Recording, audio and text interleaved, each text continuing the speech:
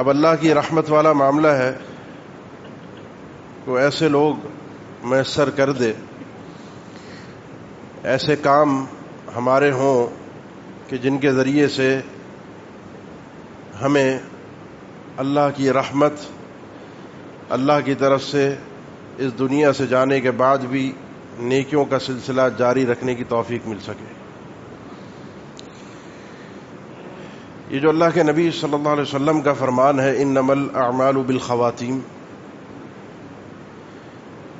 کہ انسان جس انداز میں اس کا خاتمہ ہوتا ہے جس عمل پر، اسی کے حساب سے اس کا معاملہ آگے چلتا ہے۔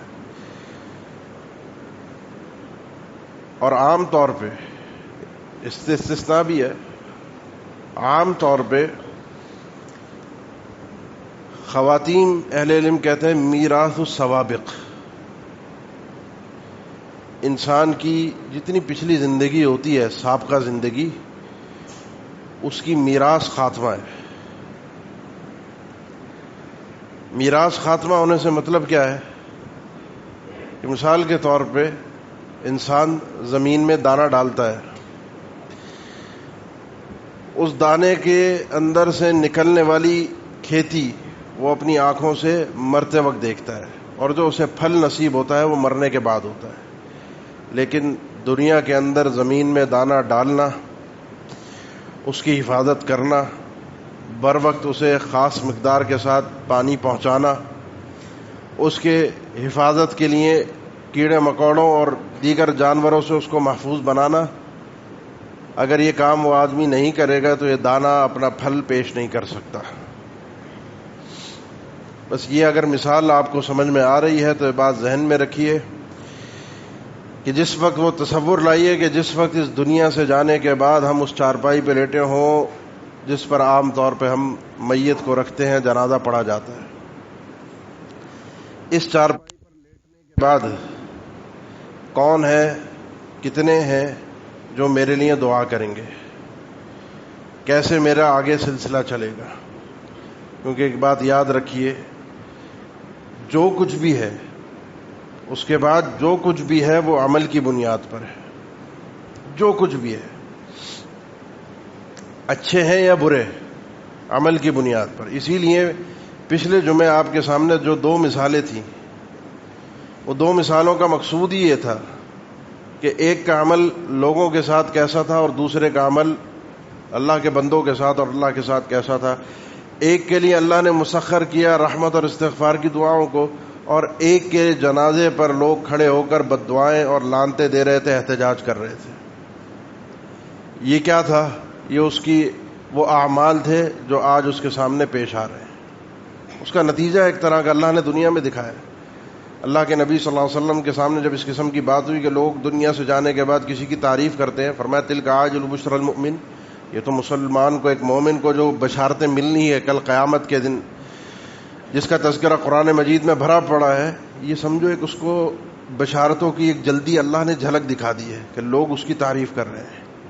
لوگوں کی تعریف ایسی حاصل نہیں ہوتی، وہ تعریف جو حقیقی تعریف ہے۔ ایک ہے شہرت، وہ شہرت مقصود نہ ہو۔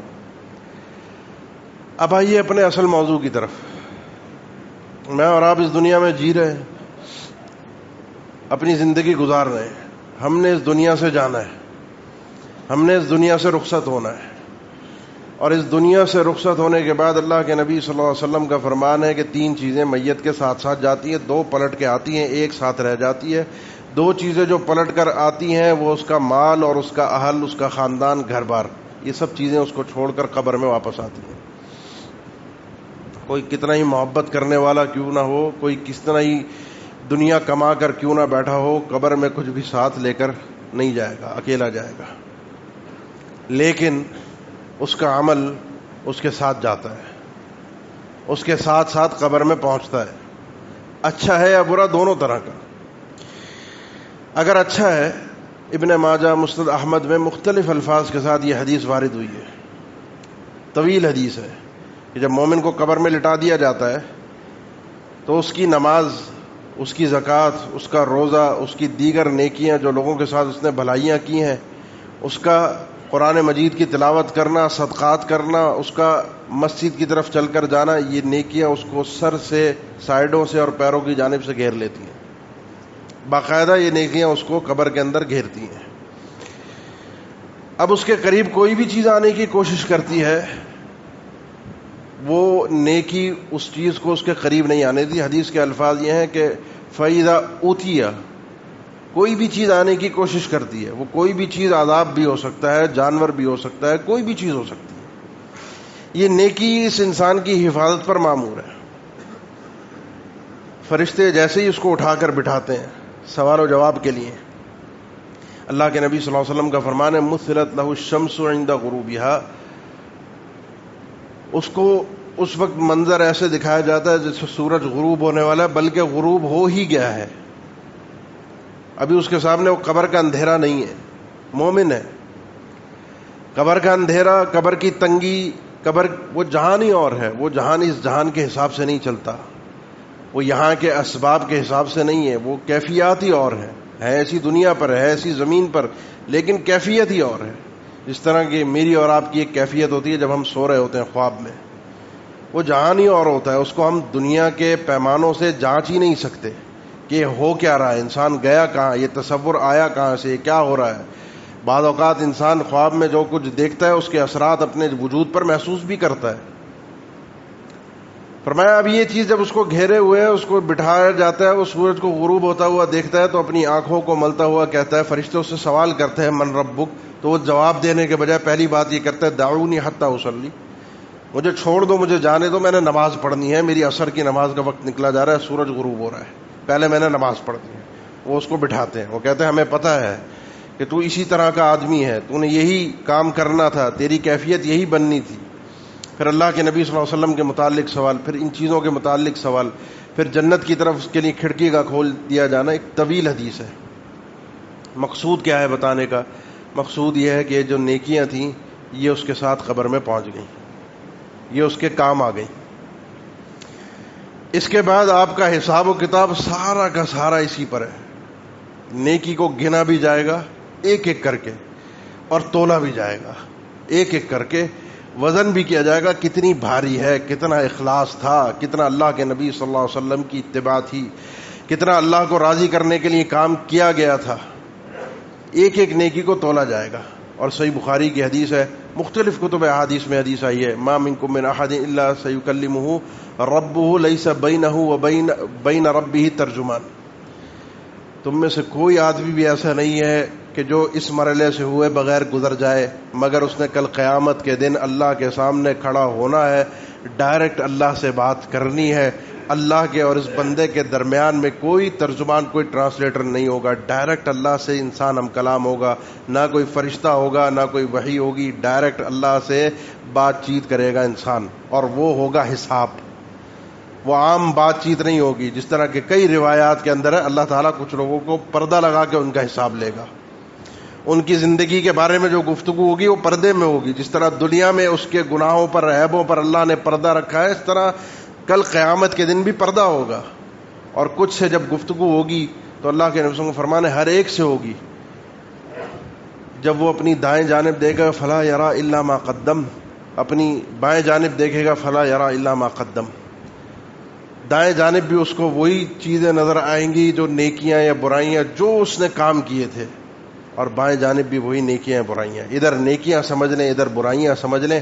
اب وہ آگے کی طرف جب دیکھتا ہے، آگے کی طرف اللہ کے نبی صلی اللہ علیہ وسلم کا فرمان ہے، صحیح بخاری کی حدیث ہے، اس کے آگے جہنم کی آگ ہے، اللہ سے گفتگو ہے، اللہ حساب لے رہا ہے. فاتقوا النار ولو بشق تمرہ، اگر اپنے آپ کو جہنم سے بچانا چاہتے ہو، اپنے آپ کو جہنم سے آزادی دلوانا چاہتے ہو، تو کھجور کا ایک ٹکڑا ہی کیوں نہ ہو وہ بھی خرچ کر کے اللہ کی بارگاہ میں اپنے آپ کو جہنم سے بچوا لو. کھجور کا ایک ٹکڑا. اس کے بعد آپ صلی اللہ علیہ وسلم نے فرمایا فَإِن لَّمْ يَجِدْ، اگر دنیا میں یہ ایک ٹکڑا بھی نصیب نہیں ہوتا، پوری کھجور نہیں، کھجور کا ایک ٹکڑا یہ بھی نصیب نہیں ہے اللہ کی راہ میں دینے کے لیے، فَبِكَلِمَةٍ طَيِّبَةٍ، تو اچھی بات اپنی زبان سے کہہ دیا کرو، لوگوں سے اچھے انداز، اچھے اسلوب، اچھے لہجے میں بات کر لیا کرو. یہ وہ نیکی ہے جو کل قیامت کے دن تمہارے ساتھ کھڑی ہوگی اللہ سے گفتگو کرتے ہوئے. یہ نیکیاں تمہیں اس جہنم سے جو تمہارے سامنے ہوگی تمہیں بچانے میں کام آئے گی. ان نیکیوں کی بنیاد پر ہی انسان جہنم سے آزاد ہو سکتا ہے. اللہ کی رحمت انسان کو انہی نیکیوں کی بنیاد پر ملے گی. بغیر نیکی کے، بغیر عمل صالح کے انسان کے پاس کچھ بھی نہیں ہوگا. اب آئیے دوسرے مرحلے پر، اور وہ دوسرا مرحلہ یہ ہے، ایک انسان زندگی گزارتا ہے، ایک نیک ہے، ایک بد ہے، ایک برا آدمی، ایک اچھا آدمی ہے. ایک اپنی مستی موج والی زندگی گزار کر دنیا سے چلا گیا، اس کا حساب ویسا ہی ہے. ایک آدمی نیکیوں کی زندگی گزار کر جاتا ہے، لیکن اس کی نیکیوں والی زندگی میں نیکیاں دو طرح کی ہیں. آپ بھی محسوس کرتے ہوں گے، کچھ لوگوں کو دیکھتے ہوں گے. ایک نیکی وہ ہوتی ہے انسان کی جو اس کی ذات تک محدود ہے. کرنا وہ بھی ضروری ہوتا ہے، اس میں بھی فرائض ہے، وہ نیکی بھی کام آئے گی. نماز ہے جو فرض ہے وہ پڑھنی ہے، روزہ جو فرض ہے وہ رکھنا ہی رکھنا ہے. لیکن یہ ذاتی نیکی ہے، جو فرائض ہیں وہ پورے کرنے ہیں، یہ آپ کی ذات تک محدود ہے. لیکن کچھ نیکیاں ایسی ہیں جو آپ کی ذات سے متعدی ہوتی ہیں، دوسروں تک پہنچتی ہیں، نفع بخش انسان بنتا ہے، جس کو اللہ کے نبی صلی اللہ علیہ وسلم نے فرمایا کہ یہ مفتاح للخیر و مغلاق للشر. یہ آدمی بشارت کا مستحق ہے جو مفتاح ہے، چابی ہے خیر کی، اور یہ دروازے بند کرنے والا ہے شر کے. یہ مفتاح ہے، یہ دوسروں تک نیکیاں پہنچاتا ہے، دوسروں تک نیکیوں کا ذریعہ بنتا ہے. یہ وہ نیکیاں ہیں جو اگر نوافل کی طرف جاتے ہیں. دیکھیں، میں مسئلہ پہلے اچھی طرح سمجھ لیں. فرائض، ذاتی عبادات، نوافل، سنتیں، نماز کے اعتبار سے روزوں، یہ سب اپنی جگہ اہمیت رکھتی ہیں، ان سب کو کرنا ہے. اب اگر آپ نفلی کاموں کی طرف نکلتے ہیں، نفلی صدقات کی طرف نکلتے ہیں، بات وہاں ہو رہی ہے. اور وہاں بات یہ ہو رہی ہے کہ اگر آپ کسی بھوکے کو کھانا کھلاتے ہیں، جو کئی چیزوں کے کفارے کے اندر بھی ہے، جس کی کئی طرح سے رغبت بھی ہے، جس کی کئی طرح سے فضیلت بھی ہے. کسی بھی آپ مستحق کے ساتھ کوئی کام کرتے ہیں، کوئی نیکی کرتے ہیں، اس کا اجر آپ کو مل گیا. لیکن وہ نیکی آپ نے جس وقت کی، اس وقت ہوئی اور ختم ہو گئی، اس کا اجر مل گیا. کچھ نیکیاں ایسی ہیں کہ جب وہ انسان کرتا ہے تو وہ ختم نہیں ہوتی، جس کو ہم کہتے ہیں صدقہ جاریہ.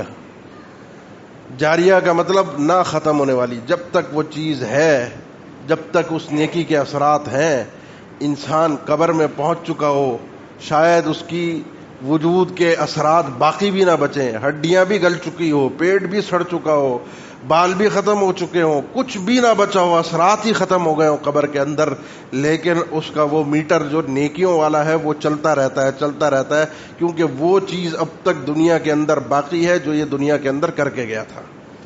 اللہ ایسا نہیں ہے کہ آپ کے نیکیوں کی قدر نہ کرے، آپ کے اعمال کا صلہ آپ کو نہ دے.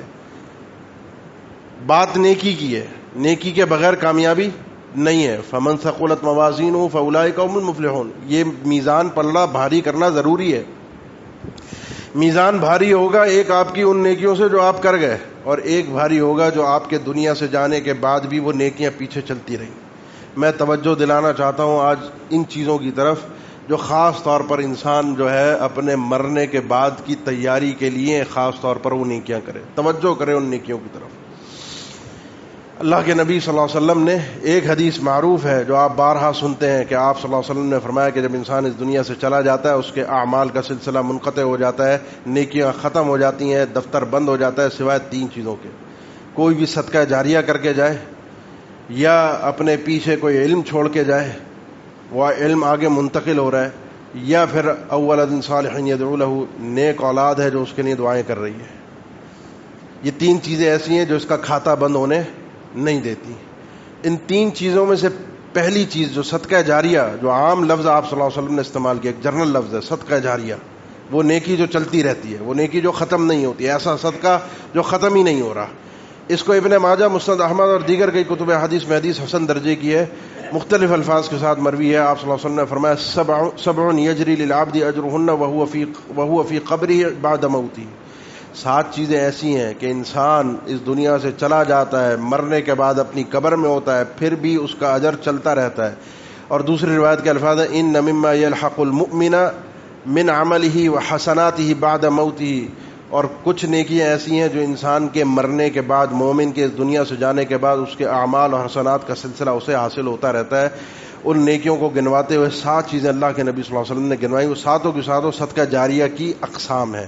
یہ اس حدیث کی شرح ہے جس میں آپ صلی اللہ علیہ وسلم نے بیان فرمایا صدقۃ جاریہ. جب انسان صدقہ جاریہ چھوڑ کے مرتا ہے، اس میں آپ صلی اللہ علیہ وسلم نے سب سے پہلی چیز اسی علم کی طرف رہنمائی کی جو علم انسان اس دنیا میں چھوڑ کر جاتا ہے. وہ علم علمہ و نشرہ، وہ علم جو سکھا کر گیا ہے، وہ علم جو نشر کر کے گیا ہے. اسی حدیث میں آگے چل کر آگے الفاظ آتے ہیں اترکا مصحفا او ورث مصحفا، یا کوئی مصحف قرآن مجید کا نسخہ، کیونکہ پہلے کوئی پرنٹنگ پریس ہوتے نہیں تھے، پہلے لوگ ہاتھ سے لکھتے تھے. اس نے ہاتھ سے لکھ کر کوئی نسخہ چھوڑ دیا، اب اس دنیا سے چلا گیا، آگے بڑھ چکا، اس کے معاملات ختم ہو چکے. یہ نسخہ جب تک ہے لوگ اس کو دیکھ کر پڑھ رہے ہیں، اس مصحف کو اس کو اجر ملتا رہے گا. یہ دونوں چیزیں علم سے تعلق رکھتی ہیں. اب میں آپ کو بتاتا ہوں، ایک نیکی تھی جو صحابہ اکرام خود کیا کرتے تھے. صحابہ اکرام نے نمازیں پڑھی، صحابہ اکرام نے جہاد کیا. جہاد بھی صدقہ جاریہ کے اندر آپ شمار کر لیجئے. بہت ساری نیکیاں تھیں جو ان کی اپنی تھیں، لیکن کچھ نیکیاں ایسی تھیں جس کو کہتے ہیں موفق، توفیق. اللہ چنتا ہے اس کام کے لیے اپنے بندوں کو، ان کے اجر و ثواب کے سلسلے کو ایسا جاری کرتا ہے کہ دنیا دیکھ کر حیران رہ جاتی ہے. 2 چیزیں صرف اپنے سامنے رکھیں. سیدنا عمر ابن خطاب رضی اللہ تعالیٰ عنہ ابو بکر کے پاس آئے تھے رضی اللہ تعالیٰ عنہ، خلیفۃ المسلمین تھے، اور کہا کہ بہت سارے ہمارے قرآن مجید کے حفاظ اس دنیا سے رخصت ہو گئے ہیں جنگ میں، یمامہ میں. مجھے ڈر ہے کہ کہیں ایسا نہ ہو کہ یہ جن کے سینوں میں قرآن مجید محفوظ ہے یہ دنیا سے جاتے جائیں اور قرآن مجید اس کو سرکاری سطح پر ایک جگہ پر جمع کیا جائے. جمع تھا، عبداللہ ابن مسعود کا نسخہ تھا، ابی ابن کعب کا اپنا تھا، سید عائشہ کا اپنا تھا، صحابہ اکرام کے اپنے، لیکن اپنے اپنے تھے، ذاتی تھے. اس میں کچھ آیتیں جو انہوں نے خود سنی تھیں، لکھ لی تھیں، کچھ آیتیں ہو سکتا ہے ان سے رہ گئی ہوں جو وہ نہ سن سکے ہوں، نہ سیکھ سکے ہوں.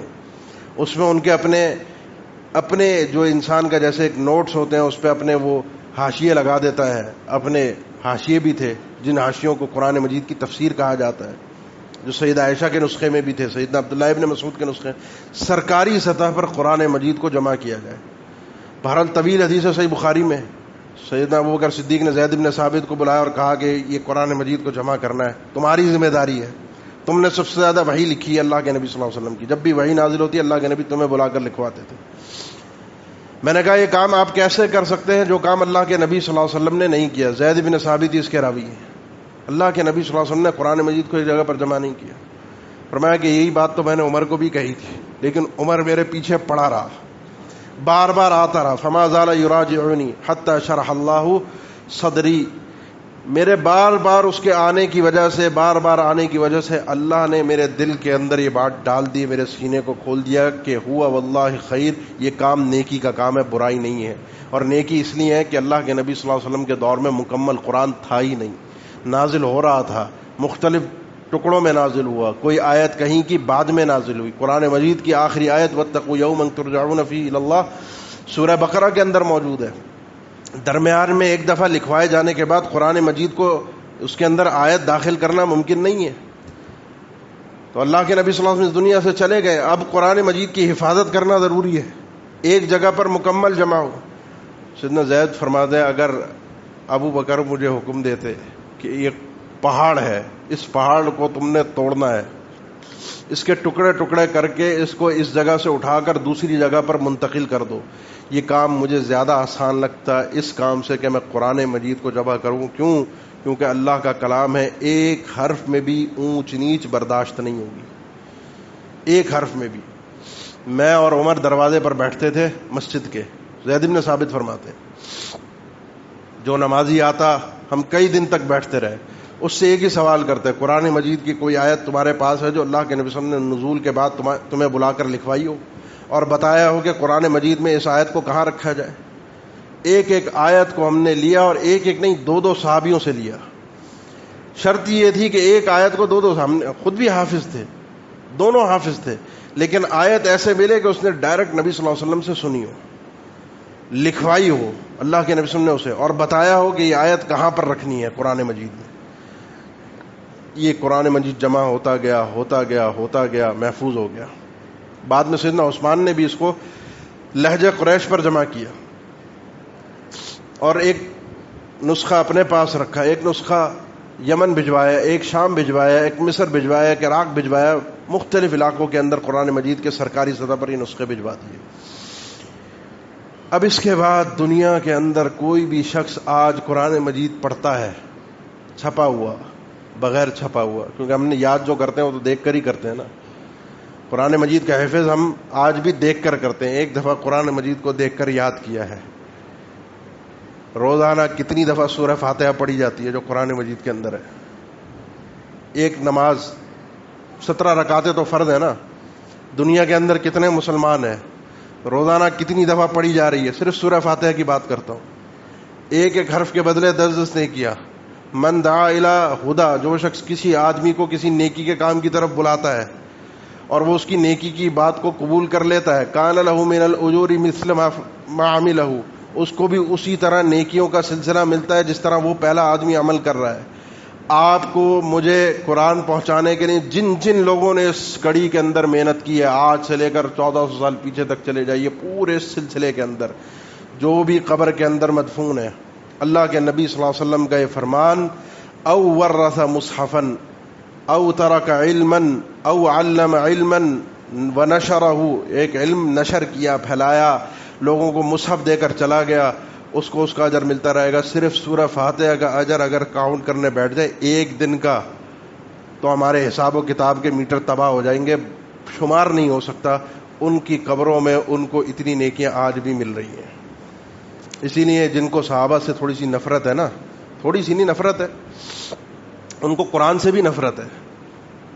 جو یہ ہمارے یہاں حضرات گھومتے ہیں صحابہ کے خلاف بکواس کرتے ہوئے, ان کو آپ دیکھیں گے قرآن پڑھنا اسی لیے نہیں آتا, قرآن صحیح سے پڑھ ہی نہیں سکتے. قرآن پڑھنے پڑھانے کا کوئی سلسلہ ہی نہیں ہے, کیونکہ وہ جانتے ہیں کہ اس قرآن کو جمع جن لوگوں نے کیا ہے یہ پڑھیں گے, اس کو پھیلائیں گے, اس کو جتنا آگے بڑھائیں گے یہ ان کے عقائد کو برباد بھی کرے گا, ان کے عقائد کا رد بھی کرے گا, اور ساتھ ساتھ یہ ان لوگوں کے لیے اجر کا باعث بھی بنے گا. یہ ایک مثال تھی. دوسری مثال علم کی, سیدنا ابو ہریرہ رضی اللہ تعالیٰ عنہ, جس شخصیت کا تذکرہ اکثر و بیشتر میں اس ممبر سے آپ کے سامنے کرتا ہوں. 5284 82 83 حدیث اس آدمی سے مروی ہیں. سب سے زیادہ صحابہ میں جس آدمی نے روایت کیا حدیث کو وہ یہ شخصیت ہے. چلے گئے دنیا سے. یہ سورہ فاتحہ کی حدیث ہے صحیح مسلم کے اندر کہ جو شخص بغیر سورہ فاتحہ کے نماز پڑھتا ہے فَهِيَ خِدَاجٌ خِدَاجٌ خِدَاجٌ, اس کی نماز ناقص ہے ناقص ہے ناقص ہے. ابو ہریرہ اس کے راوی ہیں. ان کی اس تعلیم کے اوپر جو بھی عمل کرتا ہے اس کا اجر ان کو بھی ملتا ہے.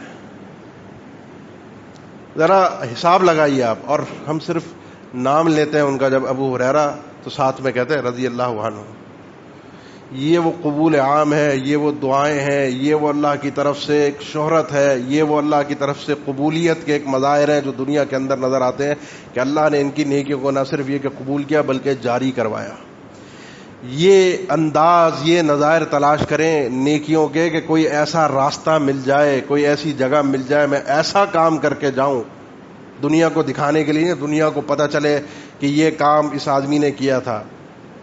بس یہ ہو کہ یہ پتہ چل جائے اللہ کو کہ میں نے یہ اللہ کی رضا کے لیے کام کیا ہے. میں قبر میں چلا گیا, وہ چیز موجود ہے, جب تک ہے, جب تک باقی ہے, جب تک لوگ اس سے فیض یاب ہو رہے ہیں, یہ اجر کا سلسلہ چلتا رہے گا. یہ 2 چیزوں کے بعد باقی 5 چیزوں کے اندر اللہ کے نبی صلی اللہ علیہ وسلم نے دوسرے نمبر پر فرمایا کہ نیک اولاد انسان چھوڑ کر جائے.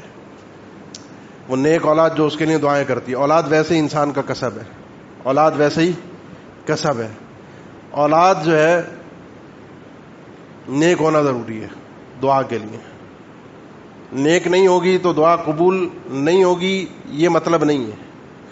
مطلب یہ ہے کہ نیک ہوگی تو ہی دعا کرے گی, نیک نہیں ہوگی تو دعا بھی نہیں کرے گی. کئیوں کو میں نے دیکھا ہے, جنازوں میں بھی شریک ہوا ہوں, جس کو اپنے نہ باپ کے مرنے کا غم ہوتا ہے نہ ماں کے مرنے کا غم ہوتا ہے, پرواہ ہی نہیں ہوتی.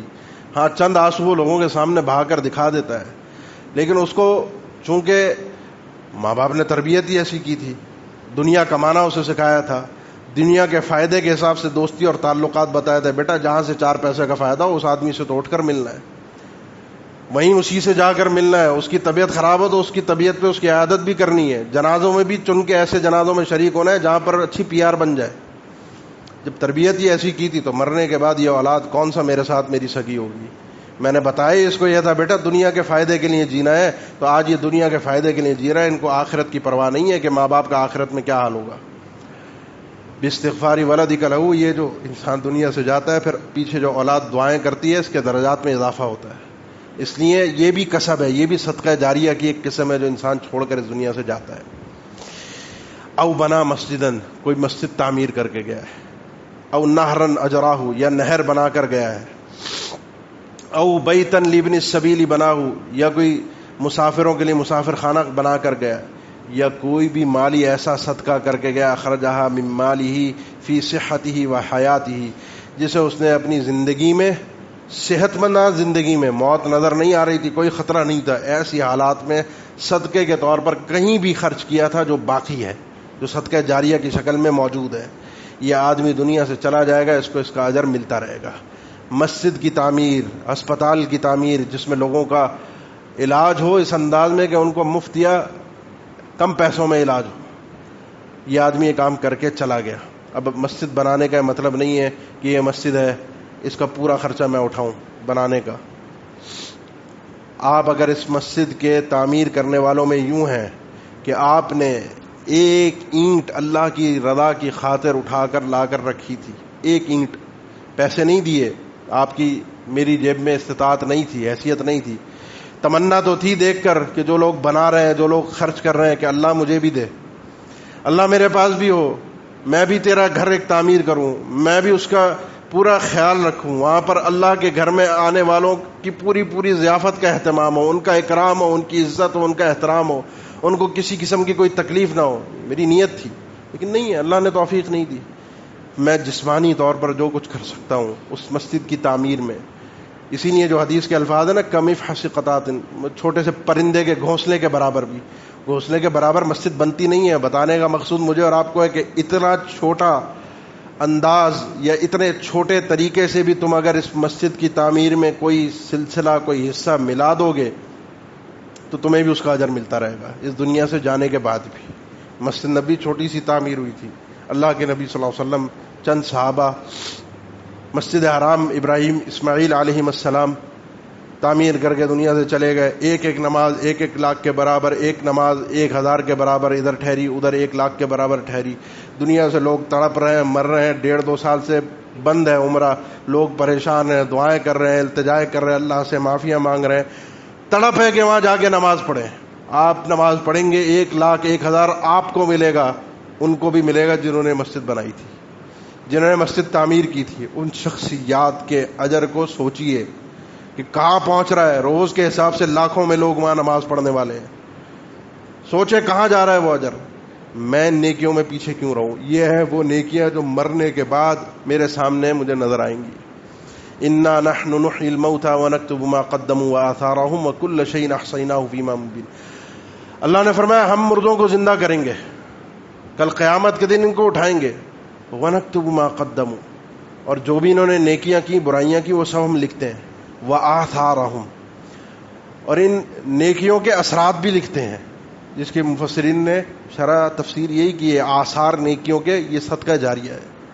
جو نیکی باقی رہ جاتی ہے، جو نیکی اپنا اثر چھوڑے رکھتی ہے، نیکی کا سلسلہ چلتا رہتا ہے، اس نیکی کا اجر بھی اس انسان کو پہنچتا رہتا ہے۔ یہ وہ آدمی ہے جو دنیا سے ایسی چیزیں لے کر گیا، اپنا ایسا بندوبست کر کے گیا کہ قبر میں بھی اپنی راحت کا سامان کر گیا، کل آخرت میں بھی جب اللہ کے سامنے کھڑا ہوگا اللہ سے گفتگو کرے گا۔ صحیح بخاری کی جو حدیث میں نے پیش کی تھی، اب فاتقوا النار ولو بشق تمرہ، اپنے آپ کو جہنم سے بچاؤ کھجور کے ایک ٹکڑے کو خرچ کر کے، کھجور کے ایک ٹکڑے کو خرچ کر کے۔ اب اگر آپ کو یہ حدیث سمجھ میں آ رہی ہے اس تفصیل کے بعد کہ کھجور کا ایک ٹکڑا، حالانکہ وہ انسان لے گا اور کھا لے گا، ہضم ہو جائے گا، آپ کو اس کا اجر مل گیا، یہ بھی آپ کو کل قیامت کے دن جہنم سے بچانے کے لیے کام آ سکتی ہے۔ فبکلمۃ طیبہ، کوئی اچھی بات، اچھا جملہ، یہ بھی آپ کو کل قیامت کے دن بچانے کے لیے کام آ سکتا ہے۔ یہ نیکیوں کی راہیں ڈھونڈیں، یہ نیکیوں کے اثرات ڈھونڈیں. جب آپ اس طرح کی نیکیاں کرتے رہیں گے، اس انداز کے کام کرتے رہیں گے، یہ سلسلے جاری رہیں گے.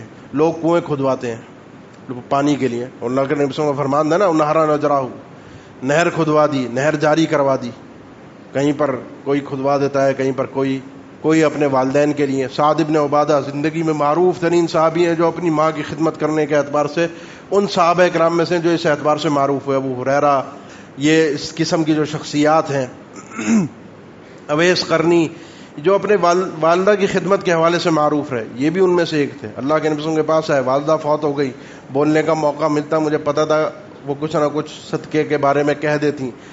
اگر میں ان کی طرف سے کچھ آج خرچ کرتا ہوں ان کے نام سے تو کیا ان کو اس کا اجر ملے گا؟ فرمایا بالکل ملے گا. یا ولد صالح، یہ نیک اولاد تھی. فرمایا اللہ کے نبی کیا چیز بہترین ہے تو صحیح، لیکن بہترین کیا ہے؟ آپ نے فرمایا ماں، پانی. کہیں پہ پانی کا بندوبست کروا دو کسی کے لیے، وہ پانی جب تک آتا رہے گا، چلتا رہے گا، یہ پانی بڑی راحت پہنچائے گا فوت ہونے والے کے لیے. کنواں لیا، خریدا، بنوایا، اور اس کنویں کا نام ہی ام سعد کے نام سے، بیر ام سعد کے نام سے، یہ سعد کی ماں کا کنواں ہے، اسی نام سے اس صدقہ جاریہ اپنی ماں کے نام پر وقف کر دیا. سیدنا عثمان نے جب سنا اللہ کے نبی صلی اللہ علیہ وسلم، یہودی کا جو کنواں، بنی غفار کا آدمی تھا، کنواں اس کا تھا، ایک مد لے کر ایک مشکیزہ پانی دیتا تھا، پانی بیچتا تھا، مسلمانوں کو بڑی تکلیف تھی. آپ نے ایک سے کہا کہ جو شخص یہ کنواں خرید دے اس کو میں جنت میں ایک نہر کی بشارت دیتا ہوں، اللہ اس کو جنت میں نہر دے گا. ایک آدمی نے سنا، اس نے کہا میرے پاس تو کچھ ہے ہی نہیں، گھر میں جو کچھ ہے وہی ہے، بیوی بچے ہیں، میرے پاس اتنی استطاعت نہیں کہ میں خرید سکوں. اس نے سیدنا عثمان کے کانوں تک یہ آواز پہنچائی. سیدنا عثمان نے 35,000 درہم کے اندر وہ کنواں خریدا اور اللہ کے پاس آئے. فرمایا ایک شرط پہ کہ جو آپ نے بات اس وقت کہی تھی کہ جو شخص یہ آدمی کنواں خریدے گا اس کو جنت میں ایک نہر کی بشارت میں دیتا ہوں، کیا یہ نہر کی بشارت میرے لیے بھی ہے میں اگر یہ خریدتا ہوں؟ آپ نے فرمایا کہ من حفر بئر روما فلہ الجنہ، جس نے بئر روما خرید لیا، پہنچا دیا مسلمانوں کے لیے، آسانی کر دی، اس کے لیے پوری جنت ہے. ایک نہر کیا، پوری جنت ہے. فرمایا اللہ کے نبی آج سے یہ پورا کا پورا کنواں اللہ کی راہ میں وقف ہے، مسلمانوں کے لیے وقف ہے. وہ کنواں چلتا رہا. آج بھی کہتے ہیں، دیکھا ہے، بتانے والے بتاتے ہیں، اب تاریخ میں پتہ نہیں کہ حقیقت ہے یا نہیں، یہ وہی کنواں ہے یا نہیں. مدینہ کے اندر آج بھی اسی نام سے ایک کنواں موجود ہے، آج بھی اس کے اندر پانی ہے، آج بھی اس میں سے پانی نکلتا ہے، لوگ استعمال کرتے ہیں. 1400-1450 سال گزر چکے ہیں، وہ آدمی دنیا سے جا چکا ہے. یہ صدقہ جاریہ اپنے لیے، کوئی اپنی ماں کے لیے، کوئی اپنے باپ کے لیے، یہ لوگ کرتے جا رہے ہیں. ایسی نیکیاں تلاش کرتے جا رہے ہیں جو ان کے جانے کے بعد بھی ان کو کام آئے. ان نیکیوں کے اندر ایک خصوصی نیکی جس کو وقف کہا جاتا ہے. اللہ کے نبی صلی اللہ علیہ وسلم کے سیدنا عمر آئے رضی اللہ تعالیٰ عنہ، آ کر انہوں نے کہا اللہ کے نبی مجھے خیبر میں زمین ملی ہے، یہ انفس مال عندی، بہترین سب سے زیادہ قیمتی ترین چیز میرے پاس جو ہے وہ یہی ہے. خیبر کی سرزمین جہاد میں ان کو ملی، مال غنیمت میں. میں چاہتا ہوں اسے اللہ کی راہ میں وقف کر دوں، میں چاہتا ہوں اسے اللہ کی راہ میں دے دوں. آپ نے فرمایا، مشورہ دیا، عمر اس کا بہترین طریقہ یہ ہے کہ تم اس زمین کو وقف کرو، حبست اصلہا، کہ اس کے اصل کو محفوظ کر لو. کیا مطلب؟ کہ نہ زمین یہ خریدی جا سکتی ہے، نہ بیچی جا سکتی ہے، نہ ہبہ ہوگی، نہ وراثت میں تقسیم ہوگی، تمہارے نام سے وقف ہے. اور تم وقف کرتے ہو جن لوگوں کے لیے اس زمین سے نکلنے والی پیداوار ان لوگوں کو حاصل ہوگی. فرمایا پھر یہ غریب لوگوں کے لیے، میرے رشتہ داروں کے لیے، مسافروں کے لیے اللہ کی راہ میں اس زمین کی ساری پیداوار وقف ہے. آج کے بعد اس زمین کو نہ بیچا جائے گا، نہ خریدا جائے گا، نہ وراثت میں تقسیم ہوگی، نہ کوئی ہبہ کر سکتا ہے، کوئی اس کا دعوے دار نہیں ہوگا. یہ میری طرف سے اللہ کی راہ میں وقف ہے. جو اس کے اوپر نگرانی کرنے والا ہے وہ بھی اس سے کھا سکتا ہے، اپنے دوستوں کو بھی کھلا سکتا ہے، لیکن اس میں ظلم نہ کرے. یہ وقف کی شکلیں ہوتی ہیں. انسان کوئی ایسی چیز تعمیر کر جاتا ہے، کوئی پریس قائم کر گیا کہ جہاں پر قرآن مجید چھپ رہا ہے، اس نے وقف کر دیا. اب یہ چھپتا رہے گا اس کے خرچے پر، چلتا رہے گا اس کے خرچے پر. وہ دنیا سے چلا گیا، پیچھے یہ وقف اس کا چل رہا ہے. کوئی بلڈنگ بنا دی کہ اس بلڈنگ سے جو بھی پیداوار نکلے گی، جو اس کا کرایہ آئے گا، جو اس کے فوائد آئیں گے، اس سے مسجد کے، مدرسے کے کسی ہسپتال کے کسی ایسی جگہ پر اس کو خرچ کیا جائے جہاں لوگوں کا فائدہ ہو. اب یہ چیز جب تک باقی ہے فائدے لوگوں تک پہنچ رہے ہیں. یہ وہ نیکیاں ہیں, یہ وہ چیزیں ہیں جو دنیا سے جانے کے بعد انسان کے کام آئیں گی. میت کی چارپائی پر لیٹتے ہوئے انسان کو یہ چیزیں بہت فائدہ پہنچاتی ہیں, کیونکہ بہت سے لوگ ہوں گے جو آپ کے صدقہ جاریہ سے مستفید ہوں گے, جن کو آپ کے صدقے سے فائدہ پہنچ رہا ہوگا. وہ دنیا سے جانے کے بعد بھی آپ کے لیے دعا گو رہیں گے, آپ کا نام لیں گے عزت اور احترام کے ساتھ, آپ کے لیے دعائیں کریں گے. ورنہ وہ دوسرا احتجاج, لعنتیں, بد دعائیں جنازے پر, وہ مثالیں بھی ہیں. اور اس کے برعکس وہ لوگ بھی اس دنیا سے جب جاتے ہیں جو ایسی برائیاں کر کے جاتے ہیں, ایسے گناہ کر کے جاتے ہیں جو جانے کے بعد بھی چلتے رہتے ہیں, اس دنیا سے جانے کے بعد بھی جاری رہتے ہیں. خاص طور پر توجہ دوں گا کیونکہ آج کا یہ دور سوشل میڈیا انٹرنیٹ کا دور ہے. انسان کے پاس اکاؤنٹ ہے سوشل میڈیا پر, مر تو جاتا ہے وہ اکاؤنٹ کھلا رہتا ہے. اس پہ جو چیز اس نے نشر کی, جو چیز بنائی, جو چیز ڈالی, سوچ سمجھ کر شیئر کیجئے, پہنچائیے, لوگوں کو بتائیے. ایک دفعہ آپ نے کوئی برائی کی چیز نشر کر دی, مذاق میں تفریح میں لوگ کر دیتے ہیں, کوئی مذاق ہوتا ہے, کوئی تفریح ہوتی ہے, گانا ہوتا ہے, کوئی بھی چیز ہوتی ہے, لوگ کرتے ہیں, دیندار لوگ بھی کرتے ہیں. اب یہ نیک برائی میرے حد تک نہیں رہی, میں نے اس برائی سے خود, جس طرح ایک نیکی میری خود کی تھی, وہ ایک گناہ میرا خود کا تھا, لیکن اس گناہ میں نے دوسروں کو بھی دعوت دی اور دوسروں کو بھی شریک کیا. میرے دنیا سے جانے کے بعد بھی ان گناہوں کا سلسلہ بھی پھر ایسے ہی چلے گا, کیونکہ میری وجہ سے لوگ گناہوں میں ملوث ہو رہے ہیں. اب یہ دونوں راستے آپ کے سامنے ہیں, دونوں جنازے آپ کے سامنے ہیں.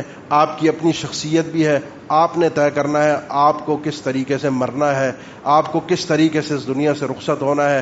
خاتمہ اپنا خود چنیے, باقی اللہ کے فیصلے ہیں جو غالب آنے والے ہیں. اقول قولی ھذا واستغفر اللہ لی ولکم آخر دعوانا الحمد للہ رب العالمین.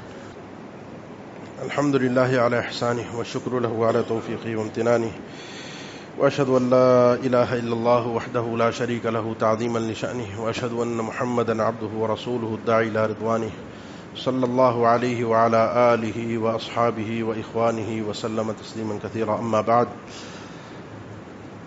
جو بھی نیکی ہم سر انجام دیتے ہیں اس دنیا میں ہم کرتے ہیں, اس کا صلہ اس اعتبار سے کہ اس کی تعلیم ہمیں اللہ کے نبی صلی اللہ علیہ وسلم نے دی ہے, اللہ کے نبی صلی اللہ علیہ وسلم تک بھی پہنچتا ہے.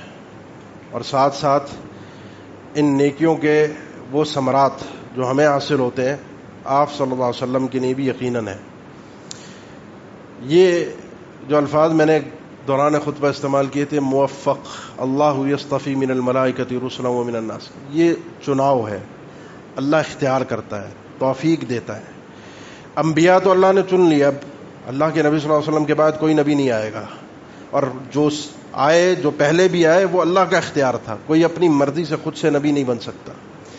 لیکن ہمیں جو اللہ نے اختیار دیا ہے اس اختیار سے ہم نیکی کی راہیں ضرور چن سکتے ہیں. انا ہدیناہ السبیل اما شاکرا و اما کفورا. لہذا اپنے دل کو ضرور صاف رکھیے. اگر ان یعلم اللہ فی قلوبکم خیرا یؤتکم خیرا مما اخذ منکم ویغفر لکم, ہمارے دلوں میں خیر ہوگی تو اللہ اس خیر کی بنیاد پر ہمیں بہت کچھ عطا کرے گا. توفیق اللہ سے مانگیے کہ اللہ اس قابل بنائے کہ ہمیں اس طرح کی نیکیوں کے حوالے سے اللہ قبول فرما لے, توفیق دے, ہمیں وہ راستے دکھائے, ہمارے اندر وہ استطاعت ہو جسمانی مالی ہر اعتبار سے کہ ہم اس نیکی کے کام کو اس انداز میں سر انجام دے سکیں اللہ کی رضا کے لیے. اور پھر اس دنیا سے جانے کے بعد انسان کو نیکیاں اس کے پلڑے میں بھاری ہوتی ہوئی نظر آئیں گی. اللہ تعالی ہمارا خاتمہ ایمان پر فرمائے, یہ دنیا کی زندگی بھی ہم ایمان اور سلامتی اور عافیت کے ساتھ گزاریں, عمل صالح کے ساتھ.